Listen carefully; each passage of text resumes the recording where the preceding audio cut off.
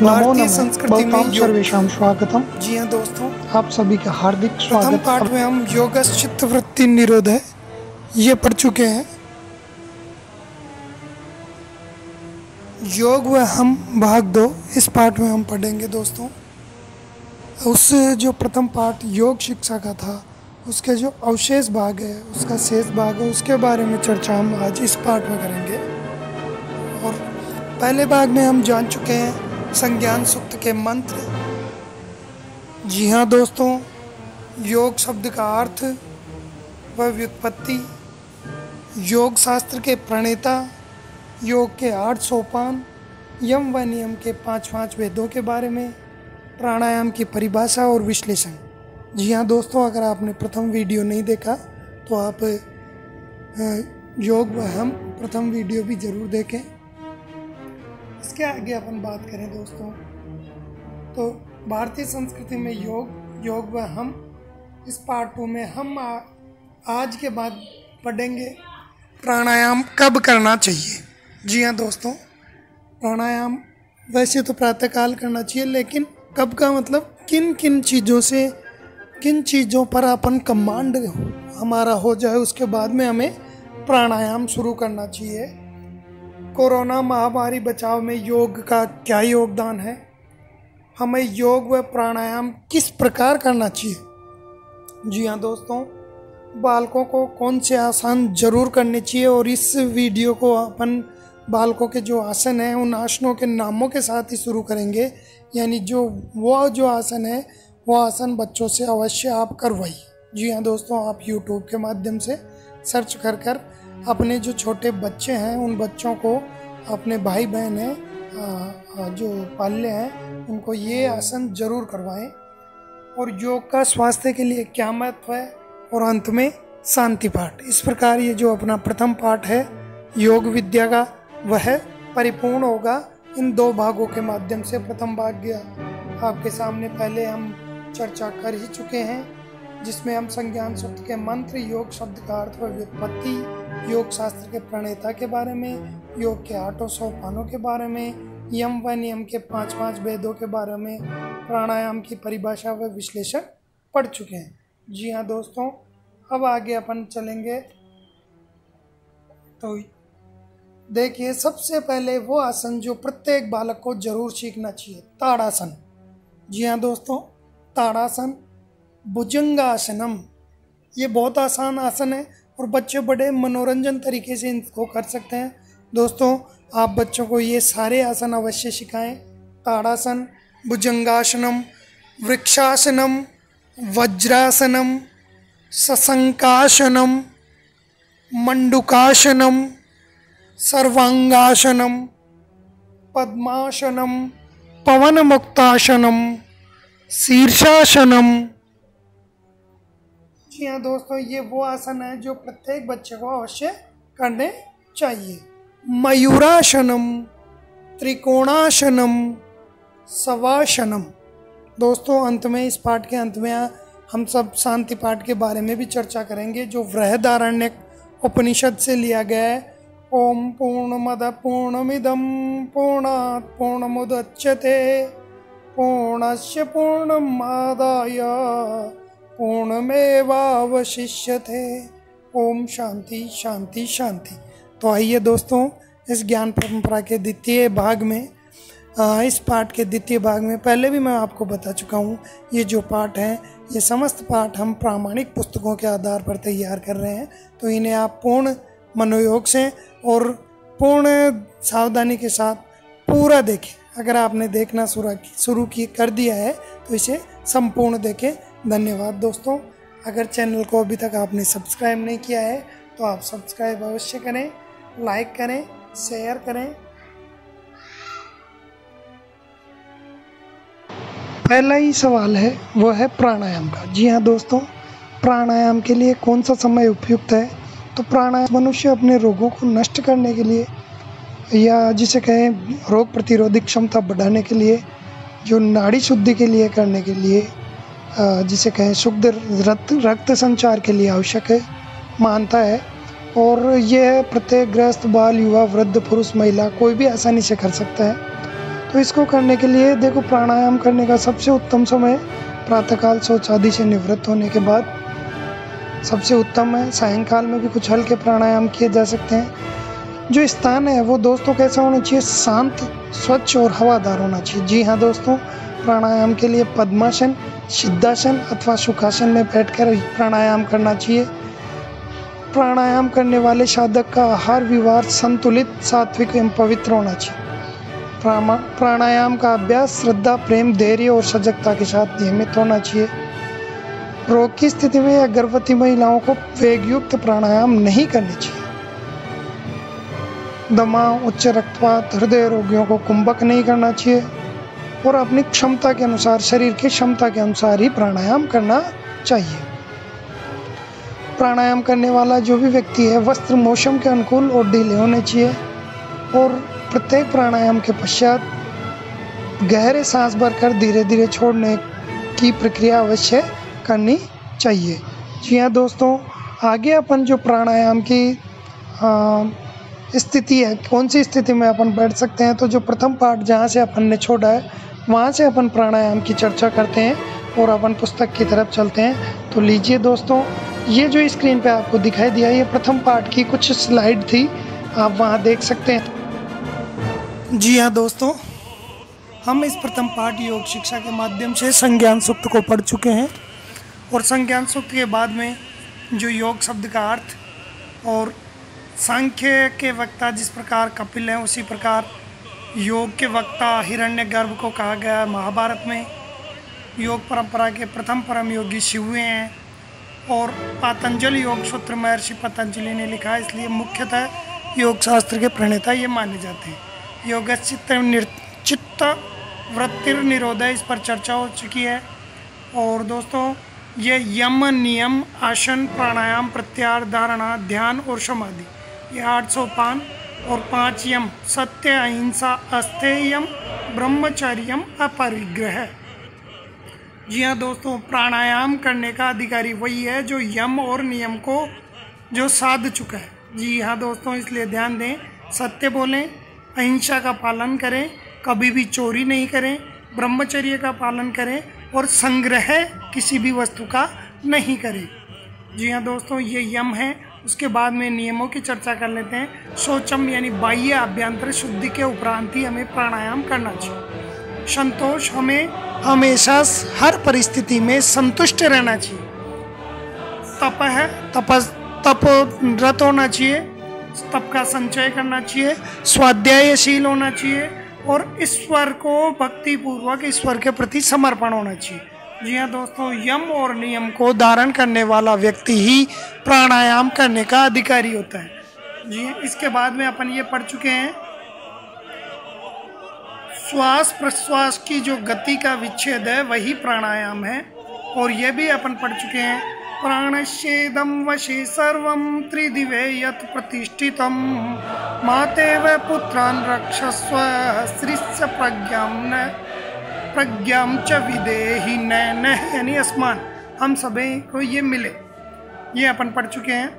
और यमेश नियमेशेव आसने संयत नाड़ी शुद्धिम चक्रत्वादौ प्राणायामम समाचरे। शुक्ल यजुर्वेद से ये जो यम के बाद में और नियम के बाद में और आसनों से सुसंयत हो जाने के बाद में। जी हाँ दोस्तों, वीडियो की शुरुआत में मैंने प्राणायाम के जो करने के कब करना चाहिए वो बताया, उसी के संदर्भ में यम, 5 जो यम के नियम अभी अपन ने पढ़े हैं, नियम उन सबको साध लेने के उपरांत और आसन जो हैं, जो शुरू में वीडियो में अपन ने पढ़े हैं, उन आसनों से सुसंयत है, उन आसनों में बैठकर बिल्कुल उन आसनों को करते हुए नाड़ी शुद्धिम च कृत्वादो, और आदो यानी शुरुआत में नाड़ी शुद्धि को करते हुए, रक्त विकारों को दूर करते हुए प्राणायामम समाचरे, प्राणायाम करना चाहिए। जी हाँ दोस्तों, अर्थात यम नियम आसन सिद्धि पूर्वकम नाड़ी शुद्धिम च विधाय एव प्राणायामस्य सम्यक अभ्यास करणीय। बिल्कुल दोस्तों, इस तरह सम्यक अच्छा अभ्यास हमें करना चाहिए। चलो अपन थोड़ा सा इसको हाईलाइट करते हुए चलते हैं।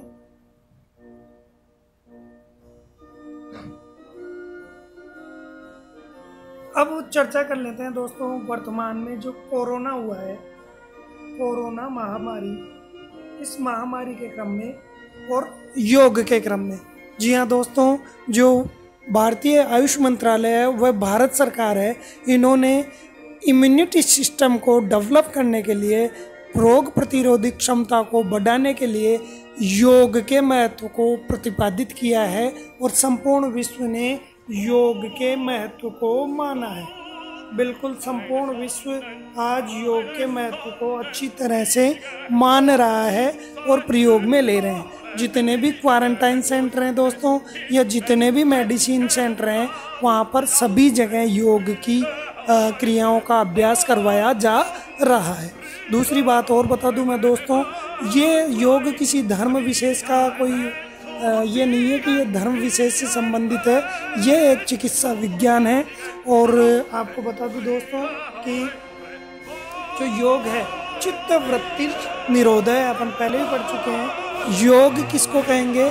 चित्त वृत्ति निरोधय, यानी अपनी जो चित्त है, मन है, इधर उधर भटकता है। जी हाँ दोस्तों, कई साथी मेरे मिले हैं जो कोरोना काल में काफ़ी चिंतित दिखाई देते हैं, तो मैं उन्हें सुझाव दूंगा कि आप प्राणायाम करें, योग करें। आसान से आसान जो छोटे छोटे योग हैं, आसन हैं, उन पर पहले आप सिद्ध हों, उसके बाद में प्राणायाम की तरफ बढ़ें। हाँ तो दोस्तों, अपनी बात चल रही है कोरोना के बारे में, तो योग का महत्व संपूर्ण विश्व ने पहचाना है। जी हाँ दोस्तों, और विश्व योग दिवस भी मनाया जा रहा है। और आपको पता है कि भारत सरकार द्वारा व विश्व के WHO द्वारा योग को जो रोगों से लड़ने में, इम्यूनिटी सिस्टम को डेवलप करने में सबसे ज़्यादा सहायक माना जा रहा है। जी हाँ दोस्तों, बात करते हैं अपन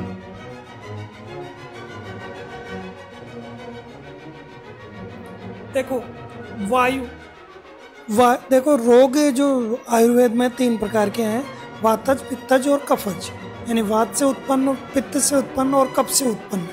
तो इसमें वायु जी जो, यानी वायु की, अगर अपन प्राणवायु को साध लेते हैं, प्राणायाम करना सीख लेते हैं, तो वायु के कारण होने वाले समस्त रोग, जिसमें कोरोना भी शामिल है, इन पर हम विजय पा सकते हैं। जी हाँ दोस्तों, देखो हठ योग प्रदीपिका में लिखा हुआ है, हिक्का श्वासस्य कासस्य, हिक्का श्वासस्य कासस्य, शिरकर्णाक्षि वेदना भवन्ति विविधा रोगा पवनश्च प्रकोपत। हिक्का श्वास से संबंधित, काशी से संबंधित, और सिर और कर्ण और आंखों की वेदना। जी हाँ दोस्तों, ये लगभग कोरोना के सारे लक्षण इसमें समाहित हो गए हैं। ये सारे रोग पवन के प्रकोप से होते हैं। तो दोस्तों, हमें योग के द्वारा इन सब से हम दूर रह सकते हैं। जी हाँ दोस्तों, योग वो प्रक्रिया है, वह विज्ञान है जो हमें अंदर से इतना डेवलप कर देता है, अंतःकरण की शुद्धि हो जाती है और उसके कारण हम बीमारियों से कोसों दूर रहते हैं। देखो दोस्तों, हठ प्रतियोगिता में जो चीज़ कही गई है, तो विधि पूर्वकम प्राणायाम करने में सर्वेषां रोगाणाम नाशो भवति। विधि पूर्वक प्राणायाम करने से सभी रोगों का नाश हो जाता है। जी हाँ दोस्तों, देखो इसके बारे में भी नीचे आपको बताया गया है। प्राणायामेन युक्तेन सर्वरोगक्षयो भवेत्। गोरक्ष संहिता में प्राणायाम युक्त जो व्यक्ति है, उस प्राणायाम युक्त व्यक्ति को सभी रोगों से, किसी प्रकार का कोई खतरा नहीं होता है, वह सभी रोगों से दूर हो जाता है।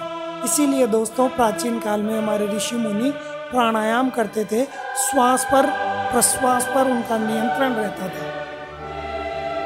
तो ये प्राणायाम हमें किस तरह करना चाहिए, इसी के संदर्भ में आगे दे रहे हैं।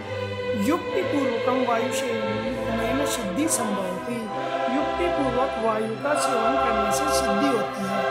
ये वायु सेवन विधि के विषय में सामवेद के योग चूड़ामणि उपनिषद में कहा गया है। क्या कहा गया है दोस्तों? यथा सिंहो गजो व्याघ्रो भवेत वश्य शनै शनै तथैव सेवितो वायुर अन्यथा हन्ति साधकम्। जिस प्रकार शेर, हाथी, व्याघ्र इसको धीरे धीरे ही वश में किया जा सकता है, शीघ्रता करना घातक हो सकती है, उसी प्रकार वायु को, प्राण वायु को वश में करने के लिए आपको धैर्य की आवश्यकता होती है, संतोष की आवश्यकता होती है। आप धीरे धीरे प्राण वायु को जीत सकते हैं, प्राणायाम में दक्ष हो सकते हैं। जिस प्रकार यथा सिंह गज व्याघ्र शनै शनै वशम मायन्ति, धीरे धीरे वश में आते हैं। शीघ्रतया च स्वामिनम एव हन्ति, शीघ्रता से तो वो स्वामी को ही मार देते हैं। तथैव, उसी प्रकार शनै शनै वायु सेवन, यह धीरे धीरे प्राण वायु का सेवन करना चाहिए। अन्यथा द्रुत गत्या, नहीं तो द्रुत गति से प्राण वायु का सेवन करने पर वायु साधकम एव हन्ति, वायु साधक का ही अपकार कर देती है। जी हाँ दोस्तों, तो जो योग अभ्यास योग गुरु के सानिध्य में करना चाहिए, तो योग गुरु के सानिध्य में वर्तमान में आपके सामने सोशल मीडिया या दूसरे मीडिया ऐप हैं, उन पर योग के बारे में इतनी जानकारियाँ हैं, वो भी एक गुरु ही हैं। आप जो जिनका नाम जगत में बहुत प्रचलित है, ऐसे गुरु की क्लास यूट्यूब पर निःशुल्क लेते हुए आप योग सीख सकते हैं। आगे अपन चलें दोस्तों।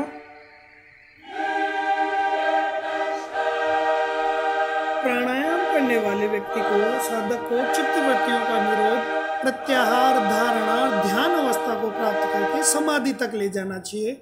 अतः इसीलिए योग की शिक्षा सब प्रकार से कल्याणकारी है। जी हाँ दोस्तों, सभी प्रकार से कल्याणकारी है।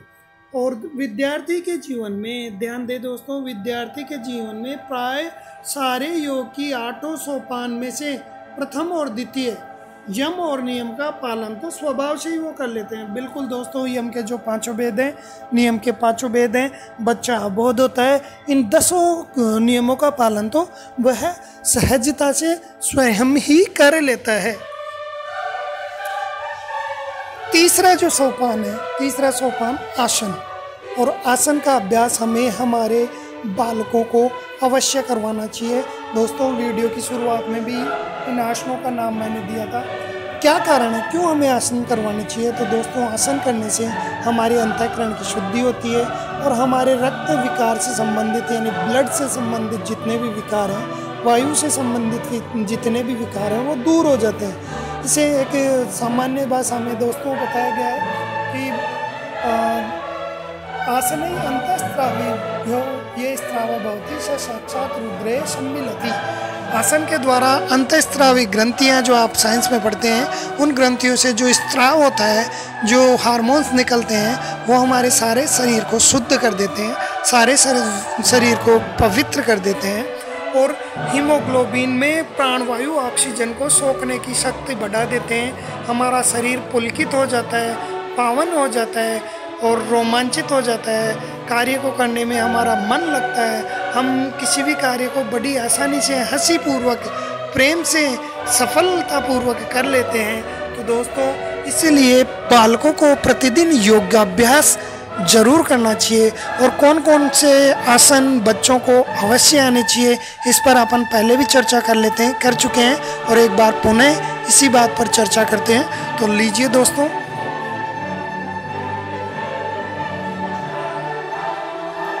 ये आपकी स्क्रीन पर जो आप पहले इनके आप स्क्रीनशॉट ले लें दोस्तों, और ये आसन आप YouTube पे सर्च करके या अन्य कहीं अपने साथियों से अपने बच्चों को अवश्य सिखाएं। जी हाँ दोस्तों, आपको अगर अपनी आने वाली पीढ़ी को मजबूत करना है, उन्हें रोगों से, क्योंकि अभी तो कोरोना ने हमारी हालत ये कर दी है विश्व की, तो हो सकता है निकट भविष्य में पता नहीं कौन कौन से किस प्रकार के जैविक हथियारों का सामना हमारी भावी पीढ़ी को करना पड़े। तो योग के प्रति एक नई जागरूकता लाने की आवश्यकता है। और ये सभी जो योग के अभ्यास हैं, ये जो आसन है, ये प्रत्येक बच्चे को 2 साल से 3 साल से लेकर प्रत्येक बच्चे को ये आसन आप स्वयं करते हुए उनको करवाएं।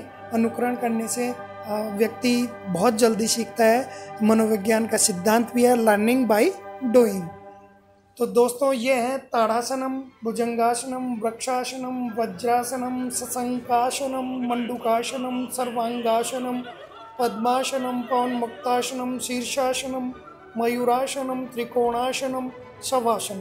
जी हाँ दोस्तों, इन आसनों के नाम अपन शुरू में भी पढ़ चुके हैं।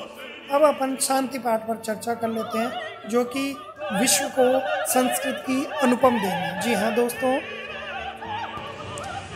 ओम पूर्णमद पूर्णमिदं पूर्णात् पूर्णमुदच्यते पूर्णस्य पूर्णमादाय पूर्णमेवावशिष्यते। ओम शांति शांति शांति। दोस्तों ये उपनिषद से लिया गया है, तो बृहदारण्यक उपनिषद से ये शांति पाठ लिया गया है और ये विश्व को संस्कृत की एक अनुपम देन है, अनुपम ज्ञान निधि है। इसमें ब्लैक होल थ्योरी, जी हाँ दोस्तों, बिग बैंग थ्योरी, जगत की उत्पत्ति, शून्यवाद, समस्त वैज्ञानिक उसके साथ में गणितीय संक्रियाओं में शून्य का प्रयोग, सभी चीज़ों का इसमें समावेश है। जी हाँ दोस्तों, और ये जो है आपको चर्चा में बता दूं कि उपनिषद हैं, ये ऐसे हैं कि उपनिषद संपूर्ण दुनिया का संपूर्ण दर्शन, विज्ञान और धर्म उपनिषदों में समाया हुआ। जी हाँ, सभी धर्मों के। जी हाँ दोस्तों, ये चीज़ ध्यान देने वाली बात है। और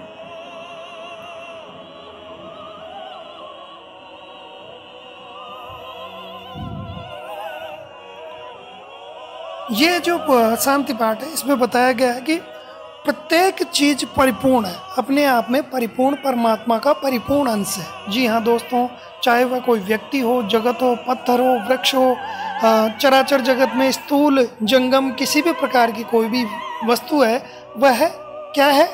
परिपूर्ण। जी हाँ दोस्तों, और उस पूर्ण से सभी पूर्ण वस्तुओं की उत्पत्ति हुई है।